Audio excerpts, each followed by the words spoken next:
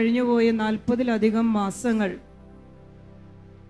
ഫാത്തിമ ദിനം, ഫാത്തിമയിൽ 3 കുഞ്ഞുങ്ങൾക്ക് പരിശുദ്ധമ്മ പ്രത്യക്ഷപ്പെട്ട ഒക്ടോബർ മുതൽ മെയ് മുതൽ ഒക്ടോബർ വരെയുള്ള 6 മാസക്കാലങ്ങൾ. ഈ 6 മാസക്കാലങ്ങളിലും പരിശുദ്ധമ്മ 13-ാം തീയതി ഉള്ള പ്രത്യക്ഷീകരണങ്ങൾ വളരെ പ്രാധാന്യമുള്ളതായിരുന്നു. കർത്താവിൻ്റെ ദാസൻ ഒരു വലിയ ദൗത്യം, ഫാത്തിമ ദൗത്യം ഏറ്റെടുത്തുകൊണ്ട് ഫാത്തിമയിൽ പരിശുദ്ധമ്മ തുറന്നു വെച്ച സ്വർഗത്തിൻ്റെ വലിയൊരു രഹസ്യം, നിയമവും പ്രവാചകന്മാരും എഴുതപ്പെട്ട ലിഖിത നിയമങ്ങളും അതിൻ്റെ പകുതിയാണ് ഫാത്തിമ രഹസ്യം ഫാത്തിമയിൽ വെളിപ്പെടുത്തപ്പെട്ടത്. ഞാൻ പറഞ്ഞത് നിങ്ങൾക്ക് മനസ്സിലായോ എന്ന് എനിക്കറിഞ്ഞുകൂടാ. പ്രവാചകന്മാരും കലാകാലങ്ങളിൽ മോശ മുതൽ ഇങ്ങോട്ടുള്ള പ്രവാചകന്മാർ എഴുതപ്പെട്ട നിയമഗ്രന്ഥങ്ങൾ, ഇതിലെല്ലാം മറഞ്ഞു കിടന്ന അതിൻ്റെ എല്ലാം അന്തസത്ത, അതിൻ്റെ എല്ലാം ഏകമായൊരു ലക്ഷ്യം, എല്ലാവർക്കും രക്ഷ എന്ന് പറയുന്ന ആ വലിയ മഹത്വത്തിൻ്റെ യഥാർത്ഥമായൊരു വാതില് ഫാത്തിമയിൽ പരിശുദ്ധ കന്യകാമറിയത്തിലൂടെ തുറന്നു വെച്ചു സ്വർഗം. ഹല്ലേലൂയ, ഹല്ലേലൂയ, ഹല്ലേലൂയ.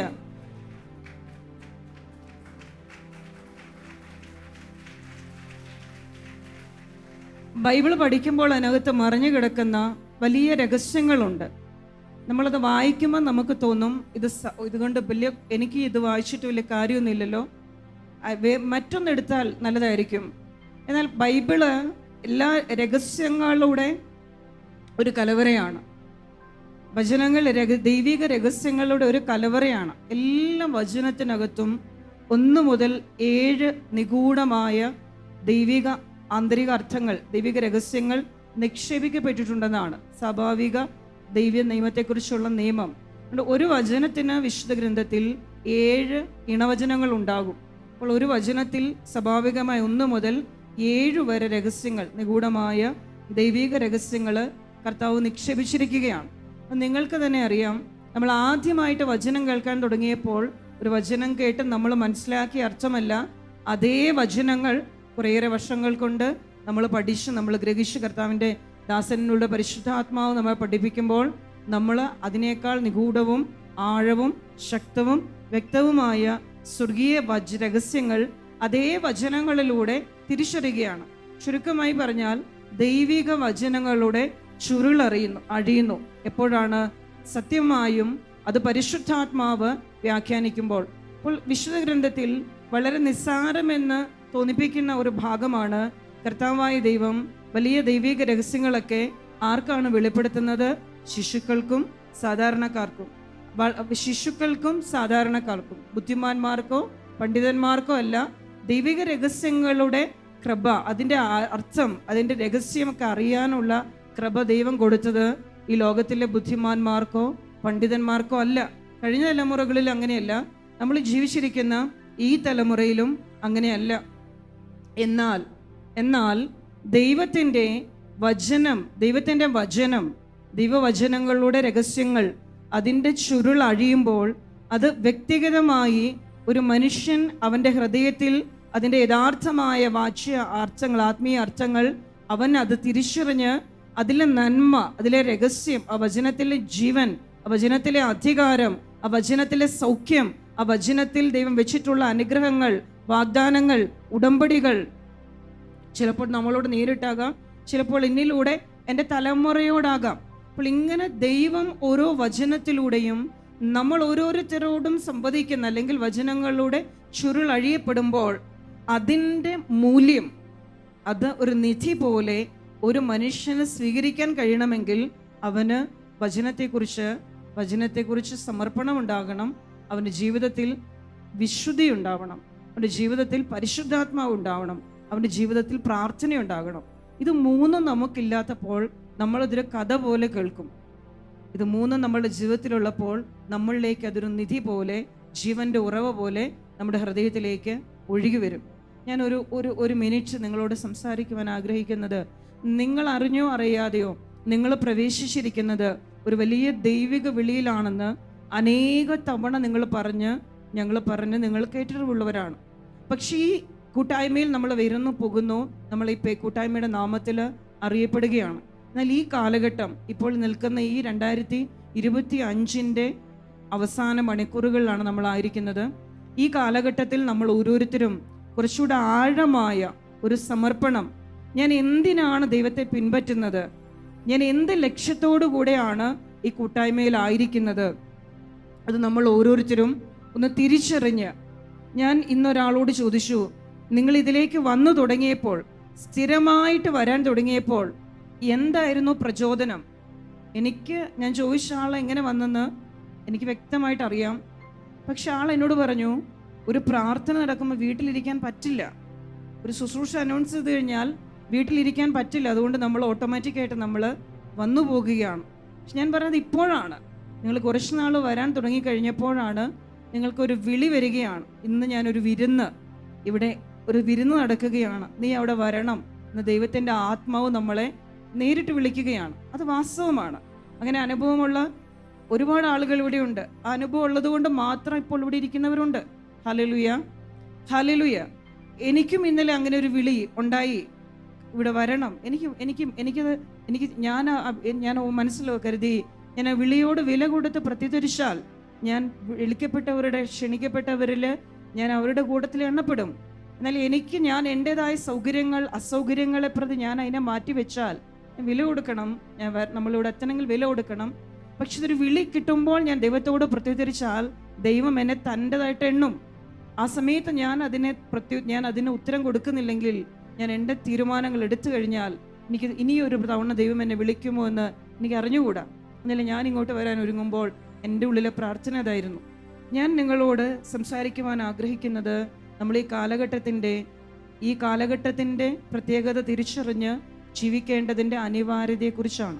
നമ്മളായിരിക്കുന്നത് സ്പിരിറ്റ് ജീസസ് എന്ന സഭയ്ക്ക് ഇന്നുവരെയും തിരിച്ചറിയാൻ സാധിക്കാത്ത, നമ്മൾ ഉത്ഭവിക്കുന്നതിന് മുൻപേ അടിച്ചമർത്തുവാൻ, യേശു ജനിച്ചു, രക്ഷകൻ ജനിച്ചു, ഇസ്രായേൽക്കാർക്ക് ഒരു രാജാവ് ജനിച്ചു എന്ന് കേട്ടപ്പോൾ ആ ശിശുക്കളെല്ലാം വധിച്ചു കളഞ്ഞുകൊണ്ട് ഇസ്രായേലിന് ഒരു രാജാവ് വേണ്ട, അങ്ങനെ ഞാൻ മാത്രം മതി ഒരു രാജാവെന്ന് ഹെരോദസിന് തോന്നിയ അതേ വികാരം പോലെ തന്നെയാണ് അതേ കർത്താവിൻ്റെ അതേ അഭിഷേകം ഈ ലോകത്തിലേക്ക് വന്നു കഴിഞ്ഞപ്പോൾ അതിൻ്റെ പ്രവർത്തനം അത് പൂർണ്ണതയിൽ വരുന്നതിന് മുൻപേ തന്നെ ശത്രു അതിന് മുൻപേ ലോകവ്യാപകമായി അവൻ കിംവദന്തികള്, അപഖ്യാതികള്, ഏഷണികള് ദൂഷണം പരത്തിക്കൊണ്ട് ഒരു ഭയകാരണമായി അപഖ്യാതികളിലൂടെ ലോകത്തിൻ്റെയും ജനത്തിൻ്റെയും സഭയുടെയും ഇടയിലൊക്കെ ഈ അഭിഷേകത്തിനിടയിൽ ഒരു വലിയ വിള്ളല് ഒരു പരിധിവരെയും പിശാച് ഉണ്ടാക്കി വെച്ചിട്ടുണ്ട്. എന്നാൽ അതിനെയൊക്കെ തകർത്ത് കളഞ്ഞുകൊണ്ട് കുറച്ച് മനുഷ്യര്, അതിസാധാരണക്കാരെന്ന് തോന്നുന്നവർ മാത്രമല്ല, അതിസാധാരണയിൽ നിന്നും സാധാരണമായ, ചില സമയത്തൊക്കെ യാതൊരു യുക്തിവിചാരമോ യാതൊരു ചിന്താശേഷിയോ യാതൊരു തരത്തിലുള്ള അറിവോ ഇല്ല എന്ന് തോന്നിപ്പിക്കുന്ന എല്ലാ പെരുമാറ്റവുമുള്ള ഒരു ആൾക്കാർ. നമ്മൾ എവിടെ നിൽക്കുന്നു എന്ന് തിരിച്ചറിഞ്ഞ് അവിടെ നമ്മൾ കൊടുക്കേണ്ട ഒരു പ്രത്യുത്തരമുണ്ട്. ശരിയായ രീതിയിൽ മറ്റൊരാൾക്ക്, ഞാൻ നിൽക്കുന്നിടത്ത് മറ്റൊരാൾ വന്നു കഴിഞ്ഞാൽ അയാൾക്ക് ഞാൻ ചെയ്തതിലും കുറച്ചുകൂടെ മെച്ചമായ രീതിയിൽ ചെയ്യാൻ പറ്റുന്ന കുറവുകൾ അവശേഷിപ്പിച്ചിട്ട് ആകരുത് ഞാൻ കർത്താവിൻ്റെ നാമം വഹിച്ച് കർത്താവിന് വേണ്ടി നിൽക്കുന്നതെന്ന ശരിയായ ആത്മസമർപ്പണം ഏറ്റവും നിസ്സാരം മുതൽ ഏറ്റവും ഗൗരവമായ വിളിയിൽ വരെയും. ഈ സുവിശേഷം പ്രസംഗിക്കാൻ സ്റ്റേജിൽ നിൽക്കുന്ന കാതറിൻ എന്ന ഞാൻ ഈ സ്റ്റേജിൽ ഇപ്പോൾ ചെയ്യുന്ന ഈ കർത്താവിൻ്റെ മുമ്പിൽ എൻ്റെ അധരം തുറന്നു കൊടുത്തിട്ടുള്ള, ഹൃദയം തുറന്നു കൊടുത്തിട്ടുള്ള ഇതേ ഗൗരവബോധം തന്നെയാണ് ഏറ്റവും നിസ്സാരമായിട്ടൊരു കാര്യത്തിലും എൻ്റെ ഹൃദയത്തിൽ കർത്താവിൻ്റെ ശുശ്രൂഷയിലുള്ളത്. Hallelujah, hallelujah. അപ്പോൾ എല്ലാവരും അങ്ങനെ ആയിത്തീരണം. എന്തിനും ഉപയുക്തമായ, ഒരു നോട്ടത്തിലൂടെ എന്താണ് ഇപ്പോൾ ചെയ്യേണ്ടത്, ഇപ്പൊ കർത്താവിൻ്റെ ദാസന്റെ ഒരു നോട്ടം എന്താണ് ഇപ്പോൾ ഇവിടെ ആവശ്യമുള്ളത്, അങ്ങനെ ഒരു ഒരുക്കമുള്ള ശുശ്രൂഷകരുടെ ഒരുക്കമുള്ള ഞാൻ പറയും ഒരുക്കമെന്ന് ഞാൻ വാക്ക് ഉപയോഗിച്ചത് അതല്ല നമ്മുടെ ശരിയായ വിഷയം. അപ്പോൾ ഞാൻ നിങ്ങളെ കൊണ്ടുവരുന്ന പോയിന്റ് ഇതാണ്, നീ ആരാണ്? അതൊരു ചിന്തയാണ്. നീ ആരും ആകട്ടെ, ഈ ലോകത്തിൻ്റെ ഒന്നുമില്ല. പക്ഷെ ഇവിടെ ഈ അഭിഷേകത്തിൽ, ഈ നാമത്തിൽ നീ അറിയപ്പെട്ട് നീ ഇവിടെ കടന്നു വരുന്നുണ്ടെങ്കിൽ നിന്റെ ഒരൊറ്റ വിളിയാണ്, കർത്താവിന് മുമ്പിൽ 1000 പൊന്നിന് 1000 വെള്ളിക്ക് തക്ക തൂക്കം നിന്നിൽ ഉണ്ടാകണം. നിനക്ക് വിശുദ്ധി ഉണ്ടാകണം, നിനക്ക് വിശ്വാസം ഉണ്ടാകണം, നിനക്ക് പ്രാർത്ഥനയുണ്ടാകണം. ദൈവം നിന്നെ നോക്കുമ്പോൾ നീ കർത്താവിന്റെ മുമ്പിൽ എങ്ങനെയാണ്? കക്ഷിയായിട്ടല്ല, മണ്ണായിട്ടല്ല നീ കാണേണ്ടത്. ഞാൻ പറയും, നിങ്ങൾ ഈ വർഷങ്ങളിൽ ഈ അഭിഷേകത്തോട് ചേർന്ന് നിന്ന് ഈ ലോകത്തിലെ മറ്റ് ജാതി ജനപദങ്ങൾക്ക് വെളിപ്പെട്ടിട്ട് പോലും തിരിച്ചറിയാൻ പറ്റാത്ത ദൈവവചനത്തിന്റെ ആഴങ്ങൾ, അതിന്റെ ആഴങ്ങൾ നിങ്ങൾ ഗ്രഹിച്ചവരായിരിക്കെ കർത്താവിന്റെ മുൻപിൽ നിങ്ങൾക്ക് 1000 പൊന്നെടുത്ത് വെച്ച് തൂക്കിയാൽ നീ ആ തട്ടിനൊത്ത് തൂങ്ങണം. 1000 വെള്ളി തൂക്കിയാൽ നിന്റെ വിശുദ്ധി, നിന്റെ സമർപ്പണം, നിന്റെ പ്രാർത്ഥന. ഈ കഴിഞ്ഞുപോയ നാളുകളിൽ, ഈ കഴിഞ്ഞുപോയ ആഴ്ച അല്ലെങ്കിൽ കഴിഞ്ഞ മാസം ഒരു വലിയ കുലുക്കം ഞാൻ മനസ്സിലാക്കുകയാണ്. അതിന് മുന്നോടിയായിട്ട് ദൈവം സ്പിരിറ്റുനീസിനെ അങ്ങോട്ടേക്ക് അയച്ചു. ഏകദേശം 10-16 ദിവസം സ്പിരിറ്റുനീസ് കർത്താവിന്റെ ദാസനോട് ചേർന്ന് 40ഓളം മക്കള് ആ യൂറോപ്പ് രാജ്യങ്ങളിലൂടെ ഒരു വലിയൊരു തീർത്ഥ യാത്ര, ഒരു വലിയ യുദ്ധമായിരുന്നത്. ഞങ്ങൾക്ക് സമാധാനമില്ലാത്തൊരു യാത്ര എന്ന് പറയേണ്ടി വരും. അത്രമാത്രം ഓരോ ദിവസവും ഒരു വലിയ യുദ്ധമാണ്. അതിൽ ഞങ്ങൾ ഏറ്റവും അധികം സന്തോഷിച്ചു തന്ന 2 ദിവസം മാത്രമാണ് ശരിയായൊരു ആത്മീയ യുദ്ധം. അത് കഴിഞ്ഞ് എന്നാൽ ആ യാത്രയിൽ ഒരിടത്ത് വെച്ച് ഞാൻ അവസാനം ഒരു ദിവസം പാരീസിൽ വെച്ച് ഞാൻ ഈ ഗ്രൂപ്പിനോട് മുഴുവൻ ഞാൻ പറഞ്ഞു, നിങ്ങൾ വന്നിരിക്കുന്ന ഒരു വലിയ വിളിയിലാണ് എന്ന് പറഞ്ഞൊരു നിർദ്ദേശം ഞാൻ അവർക്ക് പരസ്യമായിട്ട് ഞാൻ കൊടുത്തു. കാരണം ഒരു ദൈവത്തിൽ നിന്നോ സ്വർഗത്തിൽ നിന്ന് യാതൊരു തരത്തിലുള്ള നിർദ്ദേശങ്ങളോ യാതൊരു തരത്തിലുള്ള വെളിപ്പെടുത്തലുകളോ ഒന്നും ലഭിക്കുന്നില്ല. അപ്പൊ എൻ്റെ ഹൃദയം വേദനിച്ചു. പാരീസിലെ പള്ളിയിലേക്ക് നോട്ടർഡാം കത്തീഡ്രലിൽ പ്രവേശിക്കുന്നതിന് മുമ്പ് ഞാൻ ഇവരെല്ലാവരും ഞാൻ ശക്തമായിട്ട് നിർബന്ധമായിട്ട് നിങ്ങൾ പ്രാർത്ഥിക്കാൻ എല്ലാവരോടും ഞാൻ പറഞ്ഞു. ഒരു ആ പള്ളിയിൽ പ്രവേശിക്കുന്ന വരെ ആ യാത്രയുമായി ബന്ധപ്പെട്ട യാതൊരു തരത്തിലുള്ള ഒരു ദൈവിക വെളിപ്പെടുത്തൽ ഉണ്ടായിരുന്നില്ല. എന്നാൽ ആ ദേവാലയത്തിലേക്ക് ചെന്ന് കഴിഞ്ഞപ്പോൾ മുതൽ, എൻ്റെ ഉള്ളിൽ പ്രവേശിച്ച സമയം മുതൽ ദൈവത്തിൻ്റെ വലിയ ഇടപെടൽ, സുഖത്തിൻ്റെ വലിയ വെളിപ്പെടുത്തലുകൾ ഉണ്ടായി. സുഖത്തിൽ ഇവിടെ ഇന്ന് ഞാൻ അതൊക്കെയാണ് പറയേണ്ടത്. പക്ഷെ അതെല്ലാം ഞാൻ സംസാരിക്കുന്നത് ആ യാത്ര കഴിഞ്ഞ് തിരിച്ച് അങ്കമാലിയിലെ ധ്യാനത്തിന് വന്നു കഴിഞ്ഞ് ആ ധ്യാനം ആരംഭിച്ച് ആദ്യ സ്റ്റേജിൽ വന്നത് ഞാനാണ്. ആദ്യത്തെ സ്റ്റേജിൽ വന്നത് ഞാനാണ്. ഞാൻ ആ സ്റ്റേജിൽ വന്നു കഴിഞ്ഞ് ഞാൻ എൻ്റെ ജീവിതകാലത്ത് ഇന്ന് വരെ ഞാൻ കണ്ടിട്ടില്ലാത്ത അത്രയും ഭീകരമായ പൈശാചിക രൂപികളെ ഞാൻ കാണാൻ തുടങ്ങി. അത് അത്ര നിസ്സാരമായിരുന്നില്ല. അതിന് എനിക്ക് എൻ്റെ കൂടെ വന്നവരെ ഓർത്ത് എൻ്റെ ഉള്ളിൽ ഞാൻ ചിരിച്ചു. ഇവർക്കറിയുമോ ഈ യൂറോപ്പിലേക്ക് 15 ദിവസം ഞങ്ങളുടെ കൂടെ യാത്ര ചെയ്തവർക്ക് ഇത്രയും വലിയ ഒരു പിശാചിൻ്റെ ഒരു ലോകത്തെ തന്നെ പിടിച്ചു ഉലുക്കിയിട്ടാണ് തിരിച്ചു വന്നിരിക്കുന്നതെന്ന് ഈ കൂടെ യാത്ര ചെയ്തവർക്ക് അറിയാമോ എന്ന് ഓർത്തപ്പോൾ വസ്തുത്തിൽ നമ്മൾ ഉള്ളിൽ ചിരിക്കാന്ന് പറയില്ലേ, അങ്ങനെ ആ ധ്യാനത്തിൻ്റെ 7 ദിവസങ്ങൾ. അപ്പോൾ നിങ്ങൾ പല പ്രാവശ്യം ഇതിങ്ങനെ കേൾക്കുന്ന ആളുകളാണ്, എന്നാൽ ലോകത്തിനത് അറിഞ്ഞുകൂടാ. പക്ഷെ ഇവിടെ ഈ വിളി, ദൈവത്തിൻ്റെ വിളികൾ ജയിപ്പിക്കും. എപ്പോഴാണ് ദൈവത്തിൻ്റെ പദ്ധതികളെ പൂർത്തിയാക്കുന്നത്? ദൈവത്തിന് വേണ്ടി നിൽക്കാൻ മനുഷ്യൻ തയ്യാറാകുമ്പോഴാണ്. ഹല്ലേലൂയ. ദൈവത്തിന് വേണ്ടി ദൈവം വിളിക്കുന്ന മനുഷ്യർ ദൈവത്തിന് വേണ്ടി സമ്പൂർണമായി തങ്ങളെ സമർപ്പിക്കുമ്പോഴാണ് സമ്പൂർണമായ സമർപ്പണം. അങ്ങനെ ഒരു സമർപ്പണം ഉള്ളിടത്ത് മാത്രമേ ദൈവത്തിൻ്റെ പദ്ധതികളെ വിജയിപ്പിക്കാൻ ദൈവത്തിന് സാധിക്കൂ. കാരണം അത് മനുഷ്യരിലൂടെ പൂർത്തിയാകേണ്ടത്. അങ്ങനെ ഒരു മനുഷ്യൻ്റെ സമ്പൂർണമായ സമർപ്പണം ജീവിതകാലത്ത് ആയുസിൻ്റെ 3/4 ഭാഗത്തോളം കർത്താവിൻ്റെ ദാസന്റെ ജീവിതവും ജീവനുമാണ് സ്പിരിറ്റുനീസ്. ഞാനതുകൊണ്ട് സ്പിരിറ്റുനീസിൽ എന്തെങ്കിലും സംസാരിക്കുന്നതിന് മുൻപോ ശേഷമോ ഞാൻ എപ്പോഴും ദൈവത്തോട് പറയും, ദൈവമേ, ഇത് ഒരു മനുഷ്യൻ്റെ അധ്വാനമാണ്, ഒരു മനുഷ്യൻ്റെ വിലകൊടുപ്പാണ്, ഒരു മനുഷ്യൻ്റെ ശൂന്യവൽക്കരണമാണ്, ഒരു മനുഷ്യൻ്റെ കുരിശുമരണമാണ്. ഇത്രയും എതിർപ്പുകളിൽ നിലനിൽക്കുക എത്രത്തോളം വലിയ സമർപ്പണമാണ്. ഞാൻ ഇന്ന് നിങ്ങളെ ഓർമ്മിപ്പിക്കാൻ ആഗ്രഹിക്കുന്ന ഇതാണ്, നിങ്ങൾ എവിടെയാണ് നിൽക്കുന്നതെന്ന്, നമ്മൾ ആരാണെന്ന് ഓരോ സ്പിരിറ്റുനീസുകാരനും തിരിച്ചറിയണം. ഈ കഴിഞ്ഞ ദിവസത്തിൽ റോമിൽ നിന്ന് ഇറങ്ങിയിട്ടുള്ള മാർഗരേഖ, അത് നമ്മളെല്ലാവരും കേട്ടത് എന്താണ് കേട്ടത്? പരിശുദ്ധ കന്യകാമറിയം സഹരക്ഷകയല്ല. ഞാനങ്ങനെയാണ് കേട്ടത്. എനിക്ക് ഒരാൾ മാതൃഭൂമിയുടെ ന്യൂസ് കട്ടിംഗ് ആണ് ആദ്യം വന്ന് എൻ്റെ ഫോണിലേക്ക് മെസ്സേജ് അയച്ചു തന്നത്. ഒരു സഹോദരി എനിക്ക് മാതൃഭൂമിയിലെ ന്യൂസാണ് അയച്ചു തന്നത്. ഞാനത് മാത്രം നോക്കിയോളൂ, ഞാൻ കയറി നോക്കാൻ പോയില്ല. പക്ഷെ ഞാൻ അവിടെ ഒറ്റ കാര്യത്തിൽ എൻ്റെ മുറുകെ പിടിച്ചു. ഞാൻ ഒറ്റ കാര്യത്തിൽ എൻ്റെ ആത്മാവിൽ, കാരണം വിശ്വാസത്യാഗം ഉണ്ടാകും. അത് സത്യമാണ്. വലിയൊരു വിശ്വാസത്യാഗം ഉണ്ടാകും. പക്ഷെ എൻ്റെ സമയമായിട്ടില്ല. പിന്നെ ഇതെന്താണെല്ലാം തകിടം മറിഞ്ഞ് ഞാൻ പോകുന്നത് പോലെ തോന്നിപ്പിക്കുന്ന അവസ്ഥ എന്താണ്? പക്ഷെ എൻ്റെ ഉള്ളിൽ എനിക്ക് മനസ്സിലായി, യേശു ക്രിസ്തുവിൻ്റെ കുരിശുമരണത്തിൻ്റെ ഏകതയെക്കുറിച്ചാണ് അവർ ഉദ്ദേശിക്കുന്നത്. പക്ഷേ ഇത് പിശാച് വളരെ ഒരു അവസരം, പിശാച് കലക്കുക എന്ന് പറയും, മലയാളത്തിൽ പറഞ്ഞ് ഇത് കലക്കാൻ ഒരു അവസരമാക്കി ശത്രു ഇത് ഉപയോഗിക്കും. കാരണം വചനത്തിൻ്റെ ആഴം അറിയുന്ന മനുഷ്യർ വളരെ കുറവാണ്. അതുകൊണ്ട് മാത്രം. കാരണം ഇത് 1000 പേര് കേട്ടു, അല്ലെങ്കിൽ 10,000 പേര് കേട്ടു, 1,00,000 പേര് കേട്ടു, എന്നിട്ട് അതിൻ്റെ ശരിയായ വ്യാഖ്യാനം അറിയുന്നത് അതിൻ്റെ 20-10% മാത്രം ആളുകളാണ് എന്താണ് ശരിയായിട്ടുള്ളതെന്ന് അറിയുന്നത്. ഞാൻ അതിനെക്കുറിച്ചല്ല സംസാരിക്കാൻ ആഗ്രഹിക്കുന്നത്. ഞാൻ നിങ്ങൾ ഓരോരുത്തരെയും ഓർമ്മിപ്പിക്കാൻ ആഗ്രഹിക്കുന്നത്, നിങ്ങളത് കേട്ടപ്പോൾ കുലുക്കപ്പെട്ടത് നിങ്ങളുടെ വിശ്വാസമാണ്. ആണോ അല്ലയോ? നിങ്ങളുടെ വിശ്വാസം കുലുങ്ങി. എന്ന് മാത്രമല്ല, എൻ്റെ ആത്മാവിൽ ഞാനൊരു കാര്യം തിരിച്ചറിഞ്ഞു. പലരും പറഞ്ഞു, ഇനി കൊന്തയും ചൊല്ലി ബൈബിളും വായിച്ചുള്ള കാലത്ത് വീട്ടിലിരിക്കാം, അല്ലാതെ നമുക്ക് ജയിക്കാൻ പറ്റാത്തൊരു യുദ്ധത്തിന് ഇനി ഇറങ്ങണ്ട. സഭ ഇങ്ങനെയാണ് നിൽക്കുന്നതെങ്കിൽ, ഒരാൾ എന്നോട് പറഞ്ഞു, മാതാവിന് പോലും രക്ഷയില്ലെങ്കിൽ നമ്മുടെ അവസ്ഥ എന്തായിരിക്കും? എനിക്ക് വന്നൊരു മെസ്സേജാണ്. മാതാവിന് പോലും സഭയിൽ ഒരു രക്ഷയില്ലെങ്കിൽ നമ്മളുടെ അവസ്ഥ എന്തായിരിക്കും? ഞാൻ ഒരു മറുപടിയും കൊടുത്തില്ല അതിന്. പക്ഷെ ഞാൻ നിങ്ങളെ ഓർമ്മിപ്പിക്കുന്ന ഒരൊറ്റ കാര്യമേ ഉള്ളൂ. ഞാൻ വിശ്വസിക്കുന്ന ദൈവത്തിൻ്റെ പരിശുദ്ധാത്മാവ് സത്യമായും എൻ്റെ ഹൃദയത്തിൻ്റെ ആഴത്തിൽ ലോകത്തിലെ ഒന്നിനും പിടിച്ചു കുലുക്കുവാൻ പറ്റാത്ത വണ്ണം ഒരു കാരിരുമ്പിൻ്റെ കരുത്തോടെ ഉറപ്പിച്ചു വെച്ചിട്ടുള്ള ഒരു വലിയ സത്യമുണ്ട്.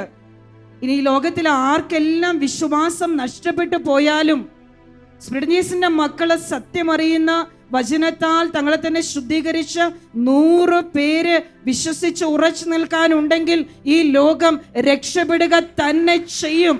ഹല്ലേലൂയ, ഹല്ലേലൂയ, ഹല്ലേലൂയ. നമ്മൾ ഇന്നും പള്ളിയിൽ ഇന്നത്തെ വചനഭാഗം, ഞാൻ രാവിലെ പങ്കെടുത്ത കുർബാനയിൽ മനുഷ്യപുത്രൻ വരുമ്പോൾ ഭൂമിയിൽ വിശ്വാസം കണ്ടെത്തുമോ? അതായിരുന്നു, മനുഷ്യപുത്രൻ വരുമ്പോൾ ഭൂമിയിൽ വിശ്വാസം കണ്ടെത്തുമോ? അപ്പോൾ ഓരോ സ്പിരിഡനീസുകാരനും, ഞാൻ ജോബി ബ്രദർ ഇവിടെ പാടിയപ്പോൾ ഞാൻ എൻ്റെ മനസ്സിൽ പറഞ്ഞു, ഉണർത്തുപാട്ടുകളല്ല നമുക്കിനി ആവശ്യം, ജ്വലനത്തിൻ്റെതാണ്. ഹല്ലേലൂയ. ധൈര്യത്തിൻ്റെയും ശക്തിയുടെയും അധികാരത്തിൻ്റെയും ഉറപ്പിൻ്റെയും ഗാനങ്ങൾ ആലപിച്ച് നമ്മൾ ശക്തരും കരുത്തരുമായിരിക്കണം. എവിടെ? വിശ്വാസത്തെ സംബന്ധിച്ച് നമ്മുടെ ഹൃദയത്തിൽ. അതിന് നിങ്ങൾ ഓരോരുത്തരും തിരിച്ചറിയേണ്ടത്, ഞാൻ എന്തിനാണ് ഈ കൂട്ടായ്മയുടെ ഒരു ഭാഗമാകുന്നത്? ഇതിൽ എൻ്റെ ഡെപ്പോസിറ്റ് എന്താണ്? എൻ്റെ ആവശ്യങ്ങൾ നടക്കണം, എൻ്റെ മക്കൾ അനുഗ്രഹിക്കപ്പെടണം, എൻ്റെ തലമുറയ്ക്ക് വിടുതൽ കിട്ടണം, എനിക്ക് വിശുദ്ധീകരണം കിട്ടണം, എനിക്ക് സ്വർഗത്തിൽ പോകണം എന്നതിനും അപ്പുറം ദൈവത്തിൻ്റെ ഈ പദ്ധതി തിരിച്ചറിഞ്ഞ് ഇത് ജയിക്കണം, അതിനുവേണ്ടി എൻ്റെ ജീവൻ കൊടുക്കുവാൻ ഞാൻ തയ്യാറാണ് എന്ന് പറയുവാൻ തക്ക വിശ്വാസമുള്ള, ധൈര്യമുള്ള എത്ര പേര് നിങ്ങൾക്കിടയിലുണ്ട്? അത് നമ്മൾ കണ്ടെത്തേണ്ടിയിരിക്കുന്നു. ഞാൻ ദൈവവുമായിട്ടുള്ള ബന്ധം എന്താണ്? നമ്മുടെ വിശ്വാസം കർത്താവുമായിട്ട് മാത്രമുള്ളതാണ്. നമ്മൾ ഈ ലോകത്തിൽ, അതുകൊണ്ടാണ് നിങ്ങളുടെ വിശ്വാസം സംരക്ഷിക്കപ്പെടണം. നിങ്ങൾ പൗലോസ്ലീഹായുടെ പരിശുദ്ധാത്മാവ് പഠിപ്പിച്ചു, നിങ്ങളുടെ വിശ്വാസത്തിന് വേണ്ടി, നിങ്ങൾക്ക് ഓരോരുത്തർക്കും ലഭിച്ച വിശ്വാസത്തിന്, അതിൻ്റെ സംരക്ഷണത്തിന് വേണ്ടി പ്രാർത്ഥിക്കണം. അപ്പോൾ ഞാൻ പഠിപ്പിക്കുന്ന ഒരൊറ്റ കാര്യം ഇതേ ഉള്ളൂ. യെശയ്യാ പ്രവചന ഗ്രന്ഥം 49-ാം അധ്യായം 3 മുതലുള്ള വചനം, ഇസ്രായേലേ, നീ എൻ്റെ ദാസനാണ്, നിന്നിൽ ഞാൻ മഹത്വം പ്രാപിക്കും എന്ന് അവിടുന്ന് അരുളി ചെയ്തു. ഞാൻ പറഞ്ഞു, ഞാൻ വ്യർത്ഥമായി അധ്വാനിച്ചു, എൻ്റെ ശക്തി വ്യർത്ഥമായും നിഷ്ഫലമായും ചെലവഴിച്ചു. എങ്കിലും എൻ്റെ അവകാശം കർത്താവിലും പ്രതിഫലം ദൈവത്തിലുമാണ്.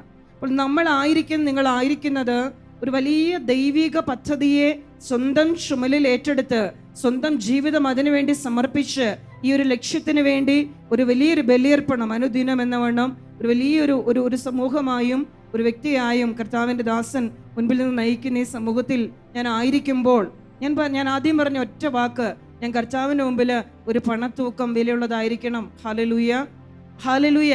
അതല്ലാതെ സ്ഥിരമായ അശുദ്ധിയുടെയും ആസക്തിയുടെയും പാപത്തിൻ്റെയും ദുരിതങ്ങളുടെയും പരാതികൾ, സങ്കടങ്ങൾ, കുടുംബ പ്രശ്നങ്ങൾ, അസമാധാനം നിസ്സാരമായി അവഗണിക്കാവുന്ന, ചിന്തയിൽ അവഗണിച്ചു വിടാവുന്ന, ചിന്തയിൽ വേണ്ടെന്ന് വെക്കാവുന്ന, ചിന്തയിൽ പരിഗണിക്കാതിരിക്കാൻ കഴിയുന്ന എത്രയോ നിസ്സാര കാര്യങ്ങളാണ് നിങ്ങളെ വേദനകളായി, ദുഃഖങ്ങളായി, എപ്പോഴും മനസ്സിടിഞ്ഞ് തകർന്ന് നിരാശപ്പെട്ട്, അസ്വസ്ഥപ്പെട്ട്, ആകുലപ്പെട്ട്, കലഹിച്ച് ഛിദ്രത്തിലാണ് നിങ്ങൾ ഇരിക്കുന്നതെങ്കിൽ നിങ്ങൾക്കൊരിക്കലും ഈ അഭിഷേകത്തിന്റെ യാതൊരു തരത്തിലുള്ള സംരക്ഷണവും ഈ അഭിഷേകത്തിന്റെ അധികാര മുദ്രയോ നിങ്ങളിൽ ഉണ്ടായിരിക്കുകയില്ല.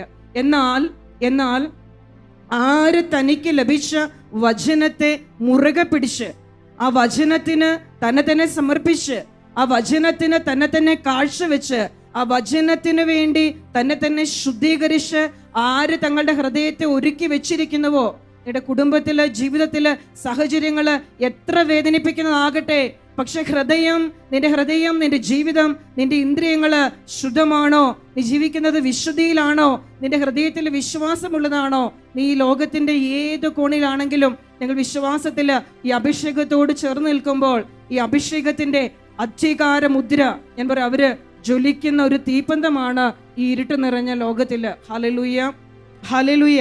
അപ്പോൾ നമുക്ക് നമ്മളെ മൂർച്ച കൂട്ടിയെടുക്കേണ്ട ഒരു സമയത്താണ് നമ്മളായിരിക്കുന്നത്. നമ്മൾ തേച്ചു മിനുക്കി മൂർച്ച കൂട്ടിയെടുക്കുക. ഞാൻ വായിച്ച വചനത്തിന്റെ തൊട്ടു മുമ്പിലെ ഭാഗം, കർത്താവ് എന്നെ മിനുക്കി അസ്ത്രമാക്കി തന്റെ ആവനാഴിയിൽ അവിടുന്ന് ഒളിച്ചു വെച്ചു.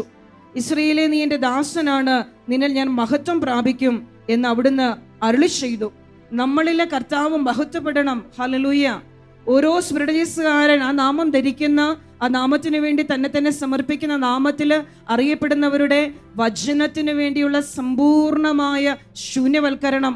പരിശുദ്ധ കന്യകാമറിയം തന്നെ എത്രമാത്രം നിശബ്ദമായി വചനത്തിന് വേണ്ടി സമർപ്പിച്ചുവോ. ഇന്ദ്രിയങ്ങളുടെ വിശുദ്ധി, ജീവിത വിശുദ്ധി, തങ്ങളുടെ ജീവിതത്തെ നമ്മുടെ കർത്താവ് യേശുക്രിസ്തുവിന്റെ രക്തം, ജീവിക്കുന്ന ദൈവത്തെ ശുശ്രൂഷിക്കുവാൻ നിർജീവ പ്രവൃത്തികളിൽ നിന്ന് നമ്മുടെ അന്ധകരണത്തെ എത്രയോ അധികമായി വിശുദ്ധീകരിക്കുകയില്ല. അപ്പോൾ നിങ്ങളിവിടെ ആദ്യം വന്നത്, നിങ്ങൾ ദൈവത്തെ അറിയാൻ വന്നു, ആ ദൈവത്തെ നിങ്ങൾ അറിഞ്ഞു, പിന്നെ നിങ്ങൾ എങ്ങനെ ഒരു സ്പിരിറ്റീസ് ആകും? നീ നിന്റെ വിശുദ്ധീകരണത്തിന് വേണ്ടി പ്രാർത്ഥിക്കണം. കഴിഞ്ഞ കാലങ്ങളിൽ, കഴിഞ്ഞ വർഷങ്ങളിൽ നിന്റെ കണ്ണുകള്, കാതുകള്, ഹൃദയം, അധരം, നാവ്, നിന്റെ പഴയ ജീവിത രീതി അതെന്തായിരുന്നു? നീ ഇപ്പോഴും പഴയ ജീവിത രീതി പിന്തുടരുന്നവനാണോ? അന്നും ദുഃഖിച്ച്, നിരാശപ്പെട്ട്, പിറുപിറുത്ത്, പരാതി പറഞ്ഞ് ജീവിച്ചു, ഇന്നും ആത്മീയനായി അതേ ജീവിതം തുടരുകയാണെങ്കിൽ നീ ഒരിക്കലും ഒരു ആത്മീയനല്ല.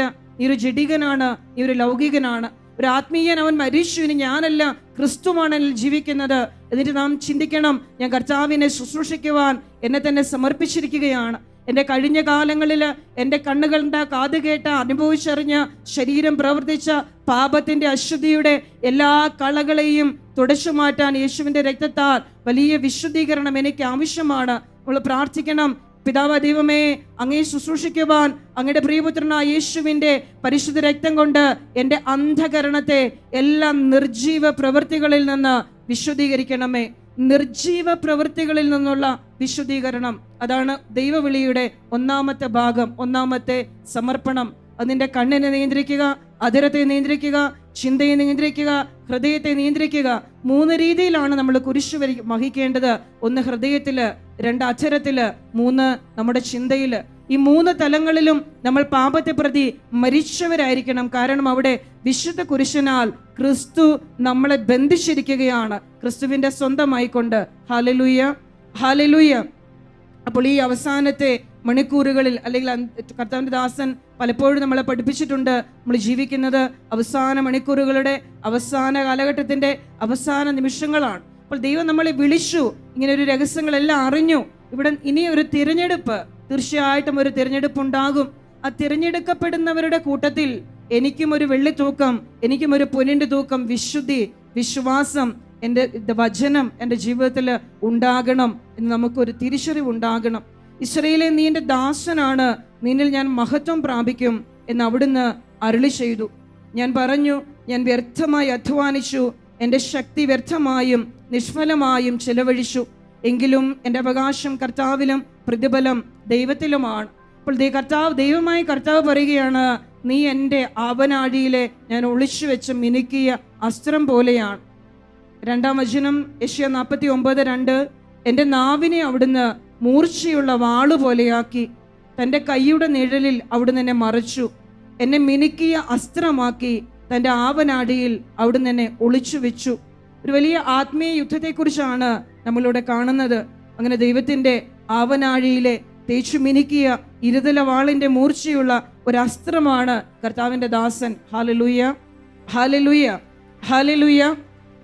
അവിടെ ഇന്ന് ദൈവം എന്നെയും നിങ്ങളെയും ശരിയായി, ഇന്നലെ വരെ നിങ്ങൾ കണ്ണടച്ച് ശത്രുവിനെ എതിർത്തു.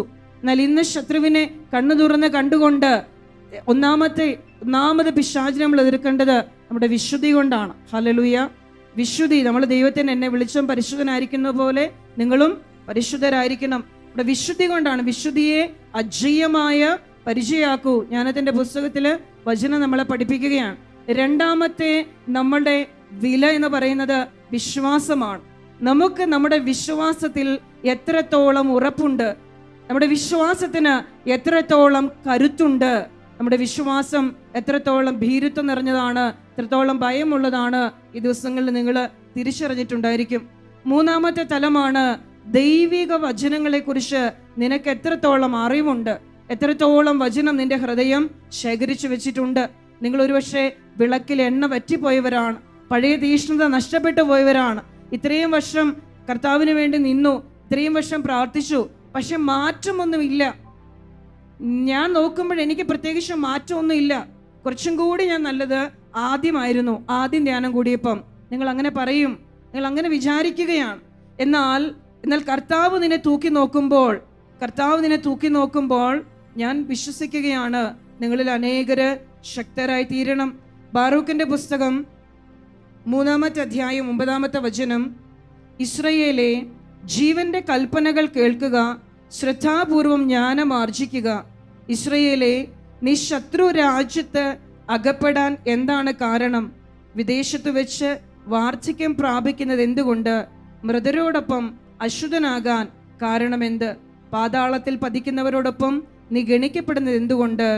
നമ്മളോട് ആദ്യം കേട്ടു എൻ്റെ വിശ്വാസവും. നമ്മൾ എന്താണ് ആദ്യം കേട്ടത്? എൻ്റെ ശക്തിയൊക്കെ പോയി, ഇനി പ്രത്യേകിച്ച് എന്നെ കൊണ്ട് കാര്യമൊന്നും ഇല്ല, പണ്ടത്തെ തീഷ്ണത ഇപ്പോഴില്ല. എന്നാൽ ഇവിടെ കർത്താവ് നമ്മളെ ഒരു പുതിയ പ്രകാശത്തിലേക്ക്, നമ്മുടെ അന്തരാത്മാവിൽ ആർക്കും കെടുത്തിക്കളയുവാൻ സാധിക്കാത്ത, നമ്മുടെ തലമുറകളിൽ ആർക്കും കെടുത്തിക്കളയുവാൻ സാധിക്കാത്ത, ദൈവം ശാശ്വതമായി സ്ഥാപിച്ച ക്രിസ്തുവിൻ്റെ ഒരു പുതിയ പ്രകാശം, ജ്ഞാനത്തിൻ്റെ ആ പ്രകാശത്തിലേക്ക് പ്രവേശിക്കുവാൻ നിനക്ക് കഴിഞ്ഞിട്ടുണ്ടെങ്കിൽ നിന്റെ ഈ ഓട്ടം, നീ കഴിഞ്ഞ കാലങ്ങളിൽ ഓടിയതോ അധ്വാനിച്ചതോ നിന്നതോ ഒന്നും വൃഥാവിലാവുകയില്ല. ഹല്ലേലൂയ. അതിനെല്ലാം ദൈവം ഏറ്റെടുത്ത് ദൈവം അതിനെ പൂർത്തീകരിക്കുകയാണ്. അടുത്ത വചനം പറയുകയാണ്, ബാറൂക്ക് 3:12, ജ്ഞാനത്തിന്റെ ഉറവിടം നീ പരിത്യജിച്ചു, ദൈവത്തിന്റെ മാർഗത്തിൽ ചരിച്ചിരുന്നെങ്കിൽ നീ എന്നേക്കും സമാധാനത്തിൽ വസിക്കുമായിരുന്നു. ജ്ഞാനവും ശക്തിയും വിവേകവും എവിടെയുണ്ടെന്ന് അറിയുക, ദീർഘായുസ്സും ജീവനും സമാധാനവും കണ്ണുകൾക്ക് പ്രകാശവും എവിടെയുണ്ടെന്ന് അപ്പോൾ നീ ഗ്രഹിക്കും. അവളുടെ നികേതനം ആരാണ് കണ്ടെത്തിയത്? ആര് അവളുടെ കലവറയിൽ പ്രവേശിച്ചിട്ടുണ്ട്? ഇവിടെ ദൈവത്തിന്റെ ജ്ഞാനത്തിലേക്ക് ദൈവമായ കർത്താവ് നിഗൂഢമായി നിക്ഷേപിച്ചിരിക്കുന്ന ഒരു വലിയ രഹസ്യം, ദൈവത്തിന്റെ ജ്ഞാനത്തിന് ആദിയിൽ ദൈവത്തോടുകൂടി ഉണ്ടായിരുന്ന ദൈവത്തിന്റെ ജ്ഞാനം ഈ ലോകത്തെ നവീകരിക്കുവാനും പവിത്രീകരിക്കുവാനും എല്ലാ സൃഷ്ടികളുടെ മേലും അധികാരം പുലർത്തുവാനും കഴിയുന്ന ദൈവത്തിന്റെ ജ്ഞാനത്തിന്റെ പരിശുദ്ധമായ ഒരു അധികാരത്തിലേക്ക് ആ വലിയൊരു നിധി അത് നിങ്ങൾക്ക് സ്വന്തമാക്കാൻ കഴിഞ്ഞാൽ, ഞാൻ എൻ്റെ വിശ്വാസം ഏറ്റുപറയുകയാണ്, അങ്ങനെ ശരിയായി ഇത് കേട്ടിട്ട് കാര്യമില്ല, ഹൃദയത്തിൽ അതൊരു പ്രകാശമായി വരണം. പാപത്തിൽ നിന്ന് എന്നേക്കുമായിട്ടുള്ളൊരു വിടപറയൽ. ഇനിയൊരു പാപം ചെയ്ത്, ഇനി വിശ്വാസം ഉപേക്ഷിച്ച്, ഇനി തീഷ്ണത നഷ്ടപ്പെട്ട് അങ്ങനെയല്ല. ഒരു ഒഴുകാൻ ഇറങ്ങിയ ഒരു കാള അതിൻ്റെ മുകളിൽ മുഖം വെച്ചിട്ടുണ്ട്, പിന്നീട് അത് തിരിഞ്ഞു നോക്കില്ല, അത് മുൻപോട്ട് മാത്രമാണ് പോകുന്നത്. അങ്ങനെ ഒരു വലിയ സമർപ്പണം, അങ്ങനെ സമർപ്പിക്കുവാനുള്ള ആളുകളെയാണ് ഈ തലമുറയിൽ ദൈവം തേടുന്നതെന്ന് ഞാൻ മനസ്സിലാക്കുകയാണ്. Hallelujah, hallelujah. കാരണം ദൈവം ഈ ലോകത്തിലെ ബുദ്ധിമാന്മാരിൽ നിന്ന്, വിവേകികളിൽ നിന്ന്, പാണ്ഡിത്യമുള്ള ജ്ഞാനികളായിട്ടുള്ള അധികാരികളിൽ നിന്നൊക്കെ, ജ്ഞാനം എന്ന വാക്ക് ഞാൻ ആത്മീയ തലത്തിൽ ഉപയോഗിച്ചിട്ടില്ല പൂർണ്ണമായിട്ടും, എന്നാൽ അറിവുള്ളവരായിരിക്കെ അവർക്കറിയാം, ചരിത്രമറിയാം, സഭയുടെ അനേക കാര്യങ്ങൾ അറിയാം. അവരങ്ങനെ ആയിരിക്കും. അവരിൽ നിന്നെല്ലാം മറച്ച് ദൈവം ഒരു ചെറിയ സമൂഹത്തിന് വെളിപ്പെടുത്തി. ഒരു വലിയ സമൂഹത്തിന്, ഒരു ചെറിയ സമൂഹത്തിനെന്ന് പറയുന്ന വാക്കിന് ഒപ്പം ഞാൻ പറയാം ഒരു വലിയ സമൂഹം.